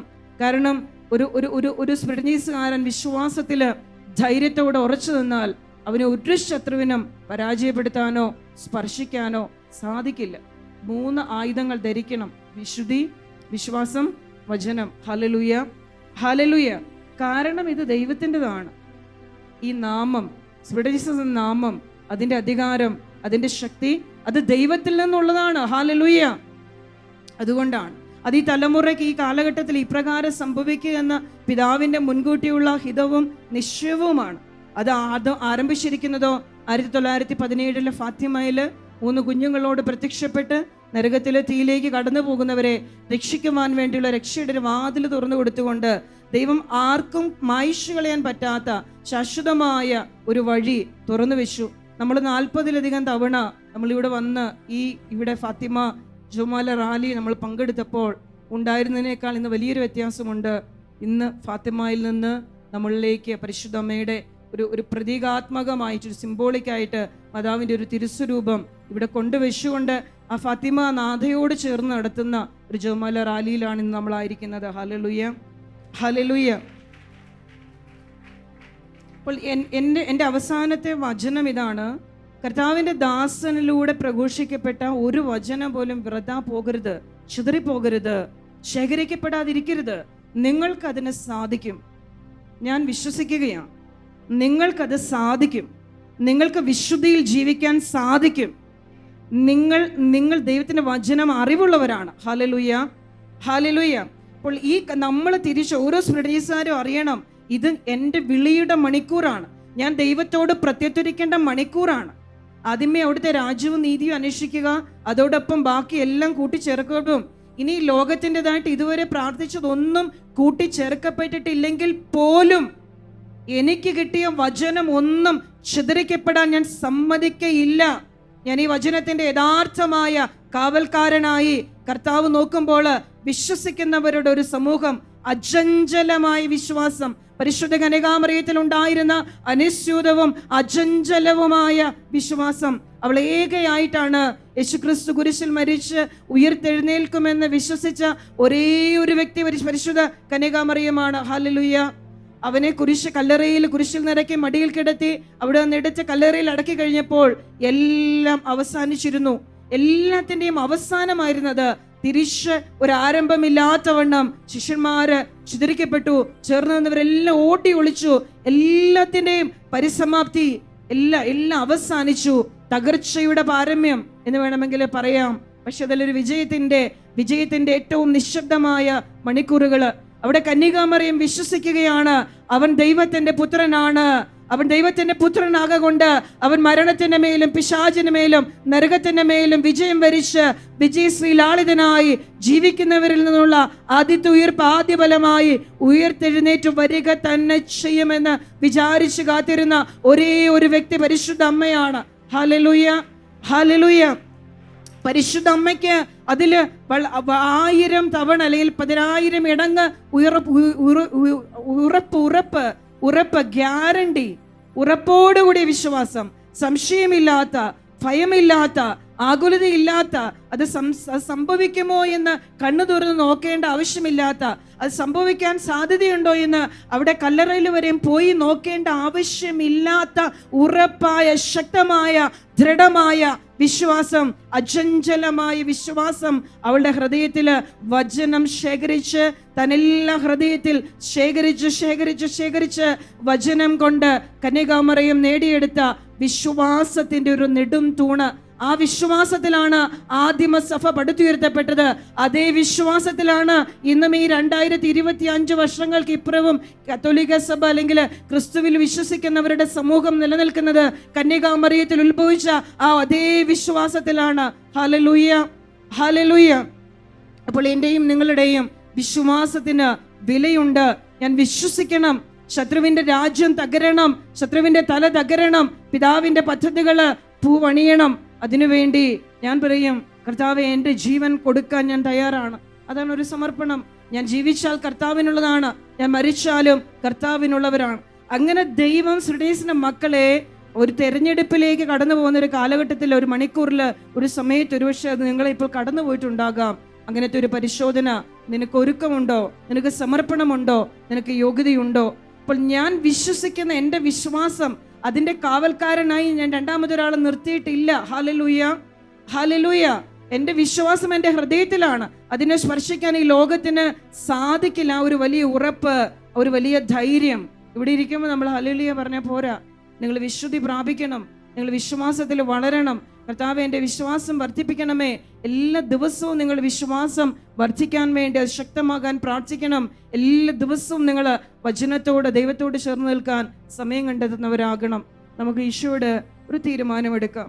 നമ്മൾ ഇത്രയും നാളും എങ്ങനെയാണ്, നമ്മൾ ഇത്രയും നാളും ഒരു യുദ്ധരംഗത്താണ് എന്ന് നമ്മൾ പറയുമ്പോഴും നമ്മളൊരു പള്ളി പെരുന്നാളിൽ നിന്ന പോലെയാണ് നിന്നതെന്ന് ഞാൻ പറഞ്ഞാൽ അത് മോശമായി പോവില്ല. ആണോ അല്ലയോ? അതെ. നമ്മളൊരു കുഞ്ഞു കുട്ടികളൊക്കെ ആയിരിക്കെ നമ്മൾ പള്ളിയിൽ തിരുനാളൊക്കെ നടക്കുമ്പോൾ നമ്മൾ എല്ലാം കാണും, എല്ലാം നോക്കും, എല്ലായിടത്തും നമ്മുടെ കണ്ണു പതിയും. ചിലരൊക്കെ ആ മനസ്സോടുകൂടിയാണ് ഈ ആത്മീയ യുദ്ധത്തിന്റെ ഭാഗമായിട്ട് വന്നത്. എന്നാൽ അങ്ങനെയല്ല. നിങ്ങൾ ആരും ആകട്ടെ, ഒറ്റ കാര്യമേ ഉള്ളൂ. നീ വിശുദ്ധനാണോ? നീ വിശ്വസിക്കുന്നുവോ? നിന്നിൽ വചനമുണ്ടോ? നിന്റെ ആ 3 നിധികള് അത് ദൈവത്തിന്റെ വിജയമാണ്. Hallelujah, hallelujah. അപ്പോൾ ഞാൻ മനസ്സിലാക്കുന്നത്, ഇനി മുതൽ നമുക്ക് ഇനി അങ്ങനെയുള്ളവരായിരിക്കും ഇനി സ്പിരിറ്റുകാർ എന്നറിയപ്പെടണമെങ്കിൽ ധ്യാനം കൂടുന്നത് കൊണ്ടല്ല, യഥാർത്ഥമായി മൂല്യമുള്ളവർ, വിലയുള്ളത്, ചെളിയല്ല, മണ്ണല്ല, പുല്ലല്ല, വെള്ളിയും പൊന്നുമായി തീർന്നിട്ടുള്ള അങ്ങനെയുള്ളവരായിരിക്കാം ഇനി ആ നാമത്തിൽ അറിയപ്പെടുകയും വിളിക്കപ്പെടുകയും ചെയ്യുന്നത്. നമുക്കതുകൊണ്ട് ദൈവം നമ്മളെ പഠിപ്പിച്ച രഹസ്യങ്ങൾ, അറിവുകൾ, അത് നമുക്ക് വിശ്വസിക്കാം, അത് നമുക്ക് ഹൃദയത്തിൽ ശേഖരിക്കാം. എന്നിട്ട് അത് നമുക്ക് ശക്തരാകാം. കർത്താവ് നമ്മളിലൂടെ ഒരു പുതിയ ആകാശവും ഒരു പുതിയ ഭൂമിയും കർത്താവ് നമ്മളിലൂടെ ഈ ഭൂമിയിൽ സംജാതമാക്കട്ടെ. ദൈവത്തിന് ഒരാൾ 1000 തുല്യമാണ്. ഹല്ലേലൂയ, ഹല്ലേലൂയ, ഹല്ലേലൂയ. ദൈവകൽപ്പനകളുടെ പുസ്തകവും ശാശ്വതമായ നിയമവും അവളാണ്. അവളോട് ചേർന്ന് നിൽക്കുന്നവൻ ജീവിക്കും, അവളെ ഉപേക്ഷിക്കുന്നവൻ മരിക്കും. യാക്കോബേ, മടങ്ങി വന്ന് അവളെ സ്വീകരിക്കുക, അവളുടെ പ്രകാശത്തിന്റെ പ്രഭയിലേക്ക് നടക്കുക. നിന്റെ മഹത്വം അന്യനോ നിന്റെ പ്രത്യേക അവകാശം വിദേശിക്കോ കൊടുക്കരുത്. ഇസ്രയേലെ, നമ്മൾ സന്തുഷ്ടരാണ്. പ്രഭാഷകന്റെ പുസ്തകം 24-ാം അധ്യായം 18-ാമത്തെ വചനം. ഉത്കൃഷ്ടമായ സ്നേഹത്തിൻ്റെയും ഭക്തിയുടെയും ജ്ഞാനത്തിൻ്റെയും വിശുദ്ധമായ പ്രത്യാശയുടെയും അമ്മയാണ് ഞാൻ അനശ്വരയായതുകൊണ്ട് അവൻ പേര് നൽകിയ എൻ്റെ എല്ലാ മക്കൾക്കും ഞാൻ എന്നെ തന്നെ നൽകുന്നു. പരിശുദ്ധ കന്യകാമറിയം എല്ലാവർക്കും ഞാൻ അനശ്വരയായതുകൊണ്ട് എല്ലാ തലമുറയിലും നിലനിൽക്കുന്നവളാണ്. വിശുദ്ധമായ പ്രത്യാശയുടെയും ഭക്തിയുടെയും, ഏറ്റുപറഞ്ഞ് വിശുദ്ധമായ പ്രത്യാശയുടെയും ഭക്തിയുടെയും ജ്ഞാനത്തിൻ്റെയും സ്നേഹത്തിൻ്റെയും അമ്മയാണ് ഞാൻ അനശ്വരയായതുകൊണ്ട് അവൻ പേര് നൽകിയ എൻ്റെ എല്ലാ മക്കൾക്കും ഞാൻ എന്നെ തന്നെ നൽകുന്നു. Hallelujah, hallelujah. അടുത്ത വചനമാണ്, ദൈവകൽപ്പനകളുടെ പുസ്തകവും ശാശ്വതമായ നിയമവും അവളാണ്. അവളിൽ നിന്ന്, കന്യകാമറിയത്തിൽ നിന്ന് മാംസം ധരിക്കപ്പെട്ട ജ്ഞാനമായ പരിശുദ്ധ കന്യകയിൽ നിന്ന് രക്ഷകൻ ഉത്ഭവിച്ചു. യേശുവിൻ എന്ന ദൈവത്തിൻ്റെ പുത്രൻ മാംസവും അസ്ഥിയും ശരീരം സ്വീകരിച്ചത് കന്യകാമറിയത്തിൽ നിന്നാണ്. കന്യകാമറിയത്തിൽ ആദത്തിന്റെ പാപത്തിന്റെ സ്പർശമുണ്ടെങ്കിൽ അതേ രക്തം സ്വീകരിച്ച മറിയത്തിന്റെ ഉദരത്തിൽ രൂപപ്പെട്ട ദൈവപുത്രന്റെ മേൽ അതേ കളങ്കം വരും. അതൊരു സ്വാഭാവിക നിയമമാണ്. പക്ഷെ ആ ഒരു സ്വാഭാവികമായി ചിന്തിക്കാവുന്ന അറിവ് പോലും ചിന്തിക്കാൻ ഇന്ന് യേശുവിനെ വിശ്വസിക്കുന്നവർക്ക് പോലും കഴിയുന്നില്ല. അവർ കന്യകയെ, പരിശുദ്ധമ്മയെ അന്ധമായി എതിർക്കുകയാണ്. അന്ധതയുടെ ആ ആവരണം, സൈന്യങ്ങളുടെ ദൈവമായ കർത്താവ് ഈ ലോകത്തിന്റെ രക്ഷയ്ക്ക് വേണ്ടി പരിശുദ്ധ കന്യകാമറിയത്തിന് അവസാന നാളുകളിൽ കൊടുത്തിട്ടുള്ള ശക്തിയും അധികാരവും മനുഷ്യകുലത്തിന്റെ മേൽ കടന്നു വരാതിരിക്കാൻ, നഷ്ടപ്പെട്ടു പോയവരെ വീണ്ടെടുക്കപ്പെടാതിരിക്കാൻ പിശാച് അന്ധതയുടെ ഒരാവരണം ചമച്ചുകൊണ്ട് വിശ്വസിക്കുന്നവരെയും പരിശുദ്ധമ്മയെ സ്നേഹിക്കുന്നവരെ പോലും ഭയചകിതരാക്കി, അന്ധരാക്കിക്കൊണ്ട് അവന്റെ രാജ്യത്തെ നിലനിർത്താൻ അവൻ ശ്രമിക്കുമ്പോൾ, സത്യവചനം അതിൻ്റെ കലർപ്പില്ലാതെ, കളങ്കമില്ലാതെ, മായം ചേർക്കാതെ, അതിൻ്റെ ഏറ്റവും രഹസ്യങ്ങൾ, അതിൻ്റെ ആഴങ്ങൾ അറിഞ്ഞ നിങ്ങൾ ഓരോരുത്തരും ദൈവസന്നിധിയിൽ ഉറച്ചു നിൽക്കാൻ തയ്യാറാണെങ്കിൽ, നിങ്ങൾ കേട്ട വചനം ശേഖരിച്ച് അത് പഠിച്ച് നിങ്ങളെ തന്നെ ഒരുക്കി അതിന് നിങ്ങളെ സമർപ്പിക്കാൻ തയ്യാറാണെങ്കിൽ കർത്താവ് നിങ്ങളെക്കുറിച്ചും പറയും. യെശയ്യാ 49:2 വചനം പറയുന്ന പോലെ, നിന്നെ ഞാൻ മൂർച്ച കൂട്ടി എൻ്റെ ആവനാഴിയിലെ ഒരു അസ്ത്രമാക്കി മാറ്റും. അപ്പോൾ നമ്മുടെ മുമ്പിലുള്ള വിളി അതാണ്. കർത്താവിൻ്റെ കയ്യിലെ മൂർച്ചയുള്ള ഒരു അമ്പായി, ഒരു വില്ല, ഒരു ആയുധമായി എനിക്ക് മാറണമോ? അപ്പോഴാണ് നമ്മൾ ശത്രുവിനെതിരെ നിൽക്കാൻ ശക്തരായിട്ട് മാറുന്നത്. അപ്പോൾ ഈ ഒരു ദൈവിക വിളി എന്ന് കർത്താവ് നമ്മുടെ മുമ്പിൽ തുറന്നു വെക്കുകയാണ്. കുറച്ചുകൂടെ ആത്മസമർപ്പണവും സ്വയം ദാനവും. ഒരു കുരിശിന് നമ്മൾ കീഴ്വഴങ്ങണം. നിയന്ത്രിക്കണം ഇന്ദ്രിയത്തെ, നിയന്ത്രിക്കണം ചിന്തകളെ. ടിവിക്കും ഇന്റർനെറ്റിനും മൊബൈൽ ഫോണിനും വാട്സപ്പിനും ഒക്കെ കൊടുക്കുന്ന സമയങ്ങളെ അവസാനിപ്പിക്കണം. അതുകൊണ്ടൊന്നും എനിക്ക് നിത്യജീവൻ ലഭിക്കാത്ത എല്ലാ ഉറവിടങ്ങളെയും മാറ്റിവെക്കണം. എന്നിട്ട് കർത്താവിൻ്റെ മുൻപിൽ ഇരിക്കണം. ജീവന്റെ ഉറവ എന്നിൽ വിശ്വസിക്കുന്നവന്റെ ഹൃദയത്തിൽ നിന്ന് വിശുദ്ധ ലിഖിതം പ്രസ്താവിക്കുന്നത് പോലെ ജീവന്റെ ഉറവകൾ ഒഴുകും. ആ ഉറവ എന്നിലേക്ക് വരാൻ ഞാൻ ദൈവത്തിന്റെ കൂടെ ഇരിക്കണം. ദൈവത്തോട് കൂടെ ഞാനും ദൈവവും മാത്രം. ദൈവത്തോട് സംസാരിക്കണം. ദൈവത്തിന് മുമ്പിൽ തന്നെ താഴ്ത്തണം, തന്നെ ശുദ്ധീകരിക്കണം. നമ്മളെ ശുദ്ധീകരിച്ച്, ഞാൻ മുൻപ് പറഞ്ഞിട്ടുള്ളതാണ്, കർത്താവിൻ്റെ ആലയത്തിന് വേണ്ടി ഞങ്ങൾ 2-3 വർഷം മുമ്പ് ഒരു സാമ്പത്തിക സ്രോതസ് കർത്താവിൻ്റെ ദാസൻ ക്രമീകരിക്കുകയാണ്. പക്ഷെ അത് ഞങ്ങൾ കുറേയേറെ ശ്രമിച്ചിട്ടും ഒരു കാരണവുമില്ലാതെ അത് ക്രമീകരിക്കപ്പെടുന്നില്ല. ഫണ്ട് കയ്യിൽ വരുന്നില്ല. ഞങ്ങൾ അന്നൊരു ഉപവാസ പ്രാർത്ഥന നടത്തി.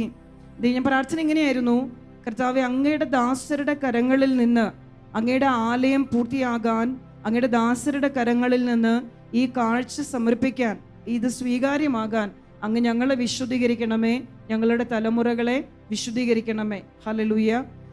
ഞങ്ങളെ താഴ്ത്തി ഞങ്ങളുടെ ഈ തീരുമാനത്തെ, ഇങ്ങനെ എടുക്കുന്നൊരു തീരുമാനത്തെ കർത്താവെ അവിടുന്ന് സ്വീകരിക്കണമേ.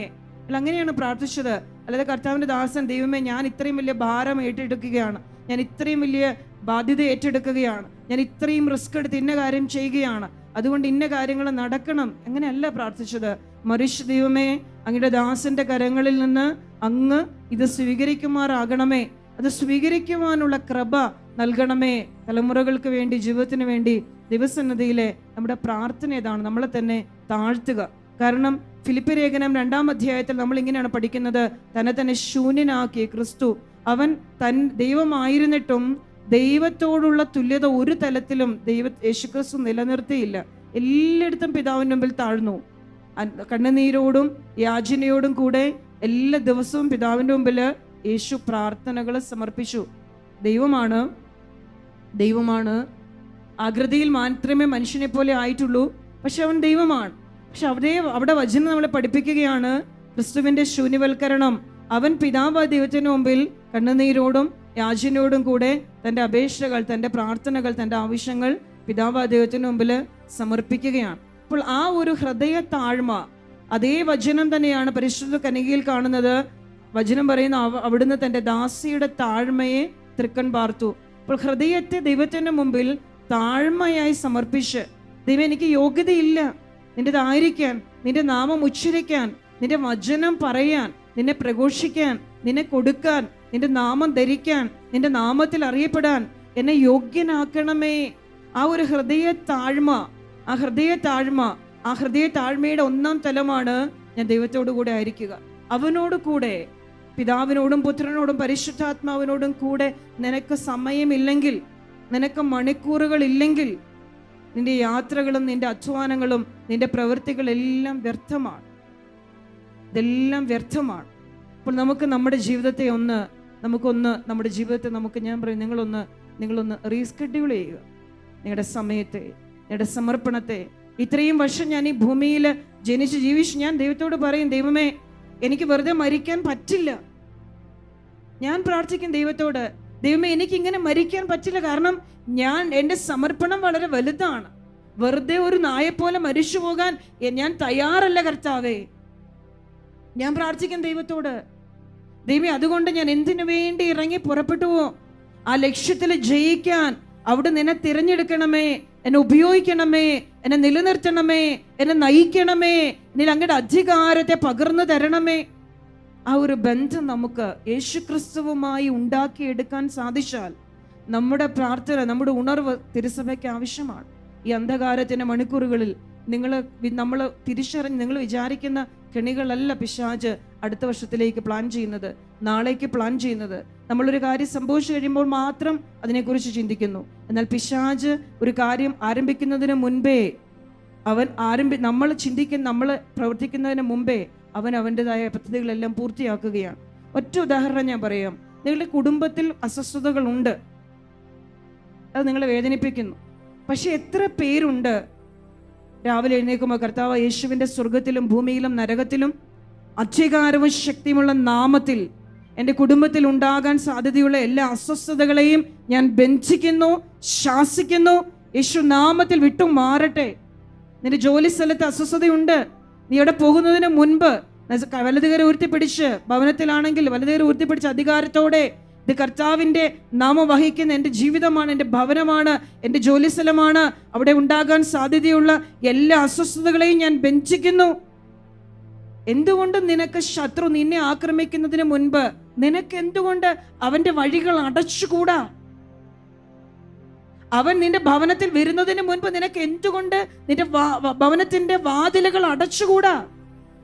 നിനക്ക് കഴിയാഞ്ഞിട്ടാണോ? ആണോ? നിങ്ങൾക്ക് സാധിക്കാത്തത് കൊണ്ടാണോ? ആണോ? അല്ല, നിനക്കത് സാധിക്കും. പക്ഷെ അവിടെ നിനക്ക് ഗൗരവമായ നിങ്ങളുടെ ഗൗരവബോധം, നിങ്ങളുടെ ആത്മീയ ജീവിതത്തിന്റെ ഗൗരവബോധം കേൾക്കുന്നതിൽ മാത്രമേ ഉള്ളൂ, പ്രവർത്തിക്കുന്നതിലില്ല. നിങ്ങൾ നാളെ പ്രാർത്ഥിക്കുക. ഇപ്പോൾ ഇവിടുന്ന് പോകുന്നതിന് മുമ്പേ നസറേനായ യേശുവിന്റെ സ്വർഗത്തിലും ഭൂമിയിലും നരകത്തിലും അധികാരവും ശക്തിയുമുള്ള നാമത്തിൽ എനിക്കെതിരെ നിൽക്കുന്ന, എൻ്റെ കുടുംബത്തിൽ അസ്വസ്ഥതയുണ്ടാക്കുന്ന, എൻ്റെ ഭർത്താവിനെ, എൻ്റെ ഭാര്യയെ, എൻ്റെ അപ്പനെ, എൻ്റെ അമ്മയെ, എൻ്റെ മക്കളെ, എൻ്റെ മരുമകളെ സ്വാധീനിക്കുന്ന എല്ലാ അസമാധാനത്തിന്റെ ശക്തികളും യേശു നാമത്തിൽ വിട്ടു മാറട്ടെ. വിട്ടു മാറാതിരിക്കുമോ? മാറുമോ ഇല്ലയോ? മാറും. നിങ്ങളിത് സ്ഥിരമായി ചെയ്താൽ എന്നേക്കുമായിട്ട് അവസാനിക്കുമോ ഇല്ലയോ? അവസാനിക്കും. ഇത് അവസാനിച്ചു കഴിഞ്ഞാൽ, നിന്റെ ചുമലിലുള്ള നുകം തകർന്നു വീണ് കഴിഞ്ഞാൽ അടുത്ത വിളിയാണ്, ദൈവത്തിന് നിന്നെ കൊണ്ട് വലിയ കാര്യങ്ങൾ ചെയ്യാൻ സാധിക്കും. അപ്പോൾ നിസ്സാരമായി നിന്നെ പൂട്ടിയിടുന്ന, നിസ്സാരമായി നിന്നെ ദുർബലനാക്കുന്ന, നിസ്സാരമായി ഞങ്ങളെ ഭയപ്പെടുത്തുന്ന സാമ്പത്തിക ഞെരുക്കമുണ്ട്. ശരിയാ, ഞാൻ വലിയ സാമ്പത്തിക അഭിവൃദ്ധിയുള്ള കുടുംബത്തിലല്ല ജനിച്ചത്. എനിക്ക് അതിനുള്ള വരുമാന മാർഗം ഇത്രയാണ്, ഇതാണ് എൻ്റെ വരുമാന മാർഗം, ഇതാണ് എൻ്റെ ആസ്തി, ഇതാണ് എൻ്റെ സാമ്പത്തിക സ്രോതസ്സുകൾ. അതുകൊണ്ട് തന്നെ ഈ സാഹചര്യത്തിൽ എൻ്റെ ജീവിതത്തിൽ എനിക്ക് ബുദ്ധിമുട്ടുണ്ടാകാം, ഞെരുക്കങ്ങളിലൂടെയാണ് പോയിക്കൊണ്ടിരിക്കുന്നത്. പക്ഷെ ദൈവം എന്നെ നയിക്കുന്നു. ഒരു വരുമാന മാർഗം ഉണ്ടാവണം, അധ്വാനിച്ച് ജീവിക്കണം. അതെല്ലാം നമ്മൾ ഇടതും വലതും മുമ്പിലും പുറകിലും എല്ലാവരോടും കടം വാങ്ങി അതൊരിക്കലും തിരിച്ചു കൊടുക്കാതെ അങ്ങനെയല്ല നമ്മൾ ജീവിക്കേണ്ടത്. അപ്പോൾ നമ്മൾ നിങ്ങളെ എവിടെയാണോ പിശാച് നിങ്ങളെ ചങ്ങലക്കിടുന്നത്, എവിടെയാണോ പിശാച് നിങ്ങളെ ബന്ധനത്തിലാക്കാൻ ശ്രമിക്കുന്നത്, അവിടേക്ക് അധികാരത്തോടെ അവനെ വിളിക്ക്. അവൻ ഇറങ്ങി വരിക തന്നെ ചെയ്യും. ഹല്ലേലൂയ. അല്ലാണ്ട് ഒരേ സമയത്ത് ശക്തന്മാരും അതേ സമയത്ത് അടിമകളുമായിട്ട് ഇരിക്കരുത്. ഒന്നെങ്കിൽ നീ അടിമ, അല്ലെങ്കിൽ നീ ഉടമ. ഇതിലേത് വേണമെന്നുള്ളത് നമ്മൾ ഇന്നൊരു തീരുമാനം എടുക്കണം. ഒന്നെങ്കിൽ പിശാചിന്റെ അടിമയായിട്ട് ജീവിക്കണം, അല്ലെങ്കിൽ അതിനെ ജയിച്ചവനായി തകർത്ത് കളഞ്ഞവനായിട്ട് നിൽക്കണം. നമ്മുടെ തീരുമാനമാണ്. ഞാൻ തീരുമാനിക്കുകയാണ്, എൻ്റെ ജീവിതത്തിലെ പിശാച് ജയിക്കരുത്. അത് എൻ്റെ ശബ്ദമാണെങ്കിൽ, ഞാൻ ശത്രുവിനെ, അവൻ എന്നെ ഉപദ്രവിക്കുന്നതിന് മുമ്പ് ഞാൻ അവനെ ബന്ധിച്ചു കഴിഞ്ഞാൽ, എന്നിൽ ദൈവത്തിന്റെ ശക്തിയുള്ളത് കൊണ്ട്, എന്നിൽ ദൈവത്തിന്റെ അധികാരമുള്ളത് കൊണ്ട്, ഞാൻ വഹിക്കുന്ന അഭിഷേകത്തിന്റെ ശ്രേഷ്ഠത വലുതായതുകൊണ്ട് അവന്റെ രാജ്യവും അവന്റെ അധികാരവും അവന്റെ ഭരണവും തകർന്നു വീഴുക തന്നെ ചെയ്യും. Hallelujah, hallelujah. അപ്പോൾ ദൈവം നിങ്ങൾക്ക് തന്നിട്ടുള്ള അധികാരത്തിന്റെ വടികൾ, അധികാരത്തിന്റെ ദണ്ഡുകൾ എടുത്ത് ആദ്യം സ്വന്തം ജീവിതത്തിൽ പ്രയോഗിക്കുക. എന്നിട്ട് നിങ്ങളുടെ ബന്ധനങ്ങളെ തകർത്തുകള, ചങ്ങലകളെ തകർത്തുകളയ, അടിമത്തങ്ങളെ ഉടച്ചു കളയ. കർത്താവിന്റെ നാമത്തിൽ ബന്ധിച്ച് പ്രാർത്ഥിക്കണം. സ്ഥിരമായിട്ട് സാമ്പത്തിക ഞെരുക്കം അതാണോ? ഇല്ല, ഞാൻ ദരിദ്രനായിട്ട് ജീവിക്കാൻ ഞാൻ തയ്യാറാണ് ദൈവമേ. ഇതിനെ കീഴ്പ്പെടുത്തി, എൻ്റെ വിശ്വാസത്തെ കീഴ്പ്പെടുത്തി, എന്നെ ആകുലപ്പെടുത്തി, എൻ്റെ പ്രാർത്ഥനാ ജീവിതത്തെ, എൻ്റെ ശുശ്രൂഷ ജീവിതത്തെ പരാജയപ്പെടുത്തി തുരങ്കം വെക്കാൻ ഈ സമ്പത്തിനെ ഞാൻ അനുവദിക്കില്ല ദൈവമേ. ഈ പാപത്തെ ഞാൻ അനുവദിക്കില്ല ദൈവമേ. ഈ അസ്വസ്ഥത ഞാൻ അനുവദിക്കില്ല ദൈവമേ. അങ്ങനെ നീ ആദ്യം നിന്നോട് എതിർക്ക്, നിന്നോട് യുദ്ധം ചെയ്യ്. നിന്റെ കുടുംബത്തെ ഭരിക്കുന്ന അന്ധകാരത്തെ നീ തകർക്ക്. അപ്പോൾ നീ ശക്തനായിട്ട് മാറും. അപ്പോൾ നിന്റെ അധരത്തിൽ ദൈവസ്തുതിപ്പുകൾ ഉണ്ടാകും. ദൈവം എൻ്റെ കൂടെയുണ്ട്, കർത്താവ് എനിക്ക് ശക്തിയാണ്, കർത്താവ് എനിക്ക് പരിചയമാണ്. അതിൻ്റെ തേങ്ങലുകൾ എപ്പോഴും ഇടിഞ്ഞു തകർന്ന മനസ്സ്, മ്ലാനമായ വ്രണിതമായ ഹൃദയവും മ്ലാനമായ മുഖവും, അതൊരു സ്പ്രിഡനീസ് അല്ല. നമ്മൾ ഇത്രയും വചനം സ്വീകരിച്ച മനുഷ്യനാണ്. ഇടിഞ്ഞു തകർന്ന മനസ്സ്, വ്രണിതമായ ഹൃദയം, മ്ലാനമായ മുഖം പരിശുദ്ധാത്മാവിൽ നിന്നുള്ളതല്ല. ആ ബന്ധനത്തെ യേശുവിന്റെ നാമത്തില് തകർത്ത് കളയ. നിനക്ക് ശക്തിയുണ്ടെങ്കിൽ അപ്പോൾ നമ്മൾ ഓരോരുത്തരും തിരിച്ചറിയണം, ഞാൻ ഇനി മുതൽ ക്രിസ്തുവിനോടുകൂടെ ഈ അഭിഷേകത്തിൽ ഞാൻ എങ്ങനെയായിരിക്കും. നമുക്ക് എഴുന്നേറ്റ് നിൽക്കാം അവിടുത്തെ മുമ്പിൽ. നമുക്ക് അവിടുത്തോട് പറയാം, കർത്താവ്, ഈ നാളുകളിൽ വളരെയേറെ ഓടി അങ്ങോട്ടും ഇങ്ങോട്ടും നമ്മൾ ഓടുകയാണ്. അവസാന കാലഘട്ടങ്ങളിൽ ജ്ഞാനികളായി തീരും. ഈ ജ്ഞാനം വിളമ്പുന്ന ഈ മണ്ണിൽ ഞാൻ വരികയാണ്. ഞാനും ഇതെല്ലാം കേൾക്കുന്നു. പക്ഷെ എത്രത്തോളം അത് ഞാൻ പ്രാപിക്കുന്നുണ്ട്? നമ്മൾ വിടുതലിന് വേണ്ടി പ്രാർത്ഥിക്കുകയാണ്. നമുക്കറിയാം, യേശുവിന്റെ നാമത്തിൽ ബന്ധിച്ചാൽ അവിടെ ബന്ധിക്കപ്പെടും, അധികാരമുണ്ട്. പക്ഷെ അനുദിന ജീവിതത്തിൽ പോലും നിരന്തര ക്ലേശങ്ങളിൽ ആ അധികാരം സ്വയം ഉപയോഗിക്കാൻ സാധിക്കുന്നില്ലെങ്കിൽ നമ്മളെല്ലാം കേൾക്കുന്നു മാത്രമേ ഉള്ളൂ, നമ്മളൊന്നും പ്രാപിക്കുന്നില്ല. ഞാനൊരു ഉദാഹരണം പറഞ്ഞതേ ഒരു കാര്യം. അത് ഒരു വലിയ ഉദാഹരണവുമാണ്. പിശാച് നിന്നെ ഞെരുക്കുന്നതിന് മുമ്പ് നീ അവന്റെ വഴി അടയ്ക്ക്. അവൻ നിന്റെ സമീപത്ത് വരാതിരിക്കാനുള്ള അവന്റെ മാർഗങ്ങളെ അടച്ചുകളാ. നിനക്ക് സാധിക്കണം. അതല്ലെങ്കിൽ പിന്നെ ജനിച്ചത് വെറുതെ ആയി പോകും. ആണോ അല്ലയോ? അതെ, ഇത്രയും വചനം കേട്ടത് വെറുതെ ആയി പോകും. അതുകൊണ്ട് നമുക്ക് ഉണരാം. നമുക്ക് കർത്താവിന് വേണ്ടി എനിക്കിത് സാധിക്കും. എനിക്ക് കിട്ടിയ വചനം അതിന്റെ നിധിയാണ്. ഈ ജീവിതത്തിൽ ദൈവത്തിന് തരാൻ ഞാൻ മനസ്സിലാക്കുന്നത്, എനിക്ക് ദൈവം തന്ന ഏറ്റവും വലിയ നിധിയാണ് ഈ വചനം. ദൈവം എന്നെ ഏൽപ്പിച്ച വചനം അതെന്റെ നിധിയാണ്.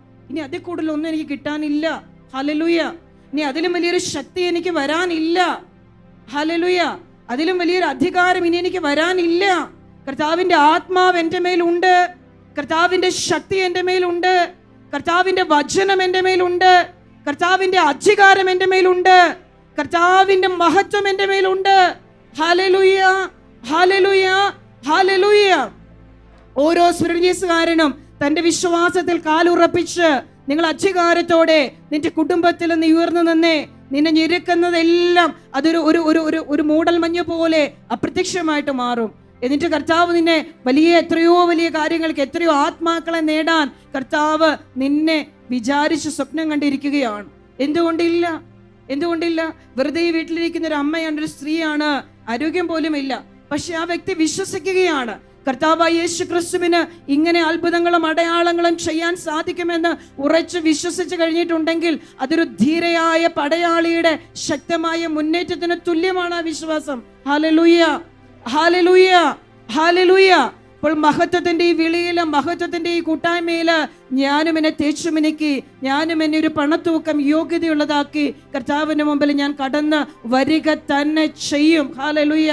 എനിക്ക് കിട്ടിയ അധികാരം ഞാൻ ഉപയോഗിക്കും. എനിക്ക് കിട്ടിയ താലന്തുകൾ ഞാൻ ഉപയോഗിക്കും. എനിക്ക് കിട്ടിയ ശക്തി ഞാൻ ഉപയോഗിക്കും. എനിക്ക് കിട്ടിയ അധികാരം ഞാൻ ഉപയോഗിക്കും.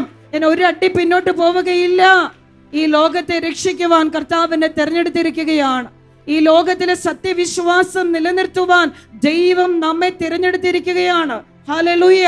സത്യവിശ്വാസം അണഞ്ഞു പോകാതിരിക്കാൻ ദൈവം എന്നെയും നിന്നെയും ഒരു പന്തമാക്കി രൂപപ്പെടുത്തിയിരിക്കുകയാണ്. നമ്മുടെ വിശ്വാസത്തിന് വലിയ വിലയുണ്ട്. അതിന് ലോകത്തെ രക്ഷിക്കാൻ കെൽപ്പുണ്ട്. നമ്മൾ വിശ്വസിക്കണം. ആ വിശ്വാസത്തിൽ ഉറപ്പുണ്ടാകണം. അതിൽ ധൈര്യമുണ്ടാകണം. അതിൽ ശക്തരാകണം. ഒരു തിന്മയും നമുക്ക് ഭവിക്കുകയില്ല. ശക്തനായ ദൈവം നമ്മളോട് കൂടെയുണ്ട്. കർത്താവിന്റെ ആത്മാവ് നമ്മുടെ മേലുണ്ട്. സ്പിരിറ്റുവൽ അഭിഷേകം എൻ്റെ മേലുണ്ട്. Hallelujah, hallelujah. ഞാൻ ഇന്ന് എൻ്റെ മരണം വരെ എന്നെ കർത്താവിനെ കൊടുക്കാൻ തയ്യാറാണ്. ഇനിയുള്ള എൻ്റെ ജീവിതത്തിന്റെ ഞാൻ ശാരീരികമായി അധ്വാനിക്കുന്ന പോലെ തന്നെ കർത്താവെ ഞാൻ ആത്മീയമായി ഇന്ന് ഇവിടെ വന്ന് ബീറിപ്പിച്ച പുരോഹിതൻ, ഞാൻ ഓർക്കിയത് എനിക്ക് ടോം ബ്രദറിന്റെ അപ്പനോട് വലിയ ബഹുമാനമുണ്ട്. അപ്പച്ചനോട് വലിയ അധ്വാനിയായൊരു മനുഷ്യൻ. അതേ കൃപ തന്നെയാണ് ടോം ബ്രദറിനും കിട്ടിയിരിക്കുന്നത്. വിശ്രമമില്ലാതെ ദൈവരാജ്യത്തിന് വേണ്ടി അധ്വാനിക്കുകയാണ് ആ പുരോഹിതൻ. അതേ രക്തം തന്നെയാണ് ആ പുരോഹിതൻ പറഞ്ഞ ഒരു വാക്കിന്ന് ആ കുർബാന അതിഭയങ്കരമായ ദൈവകൃപ ഒഴുകി ഇവിടെ. കാരണം ഒന്ന്, വിശുദ്ധനായൊരു പുരോഹിതൻ. രണ്ട്, അദ്ദേഹത്തിന്റെ വിശ്വാസം. രണ്ട്, അദ്ദേഹത്തിന്റെ അതീവ കൃപയോടുകൂടിയ സമർപ്പണം.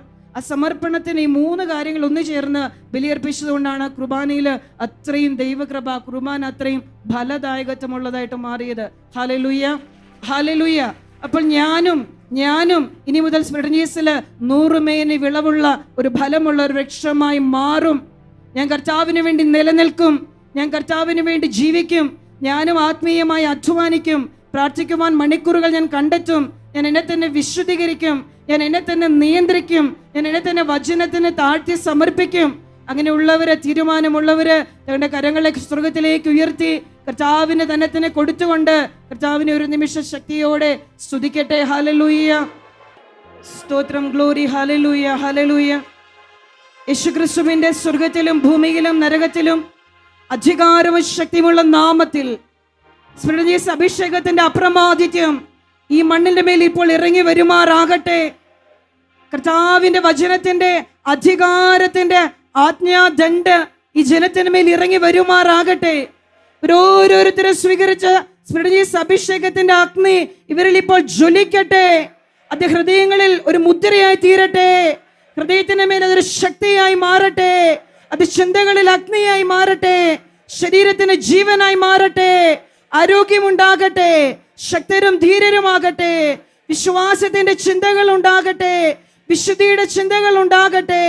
ഹല്ലേലൂയ, ഹല്ലേലൂയ, ഹല്ലേലൂയ. ഗ്ലോറി, ആരാധന, ആരാധന, ആരാധന. മഹത്വം കർത്താവേ, സ്തോത്രം, ഗ്ലോറി, ഹല്ലേലൂയ. സ്തുതിക്കുന്ന കർത്താവേ, ഹല്ലേലൂയ.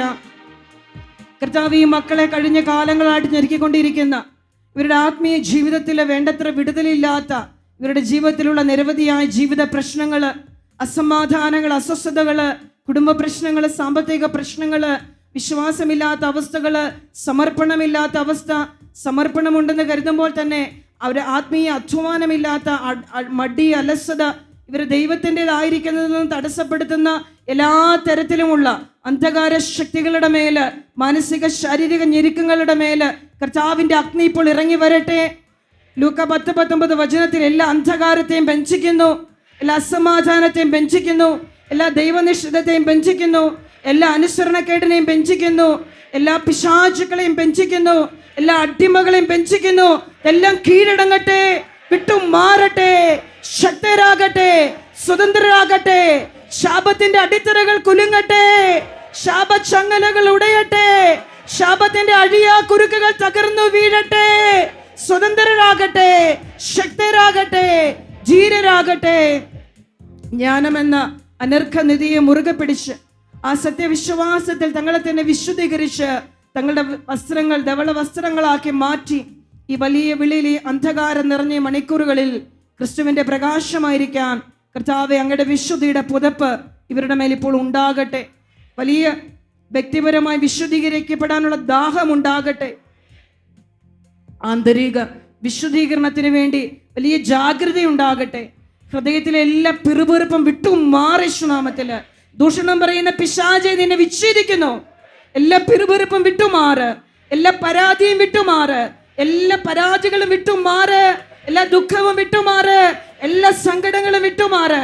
എല്ലാ വേദനകളെയും അനുഗ്രഹത്തിന്റെ നിധികളാക്കി മാറ്റാൻ സഹനശക്തി ഉണ്ടാകട്ടെ, സഹനശക്തി ഉണ്ടാകട്ടെ, ക്ഷമിക്കാനുള്ള ശക്തി ഉണ്ടാകട്ടെ, ക്ഷമാശീലം ഉണ്ടാകട്ടെ, അനുസരണം ഉണ്ടാകട്ടെ, നിശബ്ദത ഉണ്ടാകട്ടെ, വിധേയത്വം ഉണ്ടാകട്ടെ, ദൈവകൃപകൾ ഒഴുകട്ടെ, ദൈവ സ്വഭാവം ഉണ്ടാകട്ടെ. ഹല്ലേലൂയ, ഹല്ലേലൂയ, ഹല്ലേലൂയ. ഗ്ലോറി, ആരാധന, ആരാധന, ആരാധന. യേശുനാമത്തിൽ, യേശുനാമത്തിൽ ബന്ധനങ്ങൾ അഴിയട്ടെ. അഗ്നിയാൽ ശുദ്ധി ചെയ്യപ്പെടട്ടെ, അഗ്നിയാൽ ഉണർവുണ്ടാകട്ടെ, അഗ്നിയാൽ സ്നാനപ്പെടട്ടെ. ജീവൻ ഉണ്ടാകട്ടെ, ജീവൻ ഉണ്ടാകട്ടെ, ജീവൻ ഉണ്ടാകട്ടെ. ഹല്ലേലൂയ, ഹല്ലേലൂയ, ഹല്ലേലൂയ, ഹല്ലേലൂയ.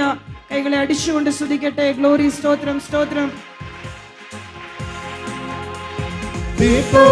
ഇറങ്ങണമേ, അഗ്നിനാവായി പതിയണമേ, കൊടുങ്കാറ്റായി വീശണമേ, ആത്മനദിയായി ഒഴുകണമേ. തീ പോലെ ഇറങ്ങണമേ, അഗ്നിനാവായി പതിയണമേ, കൊടുങ്കാറ്റായി വീശണമേ, ആത്മനദിയായി ഒഴുകണമേ. കർമ്മേലിലെ പ്രാർത്ഥനയിൽ ഒരു കൈമേഘം ഞാൻ കാണുന്നു, ആഹാബ് വിറച്ച പോലെ അഗ്നിമഴയായി പെയ്യണമേ. കർമ്മേലിലെ പ്രാർത്ഥനയിൽ ഒരു കൈമേഘം ഞാൻ കാണുന്നു, ആഹാബ് വിറച്ച പോലെ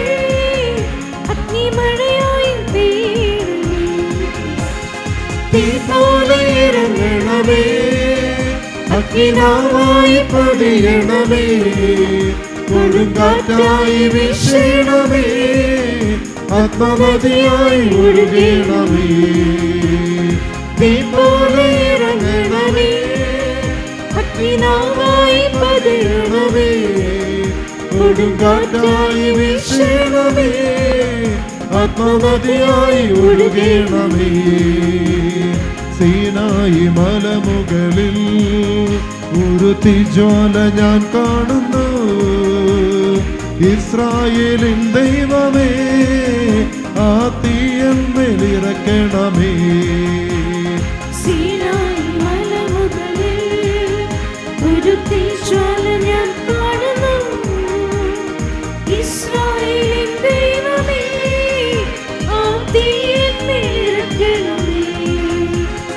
തീ പോലെ ഇറങ്ങണമേ, അഗ്നിനാവായി പതിയണമേ, കൊടുങ്കാറ്റായി വീശണമേ, ആത്മനദിയായി ഒഴുകണമേ, തീ പോലെ ഇറങ്ങണമേ, അഗ്നിനാവായി പതിയണമേ, കൊടുങ്കാറ്റായി വീശണമേ, ആത്മനദിയായി ഒഴുകണമേ, തീ പോലെ ഇറങ്ങണമേ, അഗ്നിനാവായി പതിയണമേ, കൊടുങ്കാറ്റായി വീശണമേ, ആത്മനദിയായി ഒഴുകണമേ, തീ പോലെ ഇറങ്ങണമേ, അഗ്നിനാവായി പതിയണമേ, കൊടുങ്കാറ്റായി വീശണമേ, ആത്മനദിയായി ഒഴുകണമേ, തീ പോലെ ഇറങ്ങണമേ, അഗ്നിനാവായി പതിയണമേ, കൊടുങ്കാറ്റായി വീശണമേ, ആത്മനദിയായി ഒഴുകണമേ. ഹല്ലേലൂയ, ഹല്ലേലൂയ, ഹല്ലേലൂയ, ഹല്ലേലൂയ, ഹല്ലേലൂയ, ഹല്ലേലൂയ.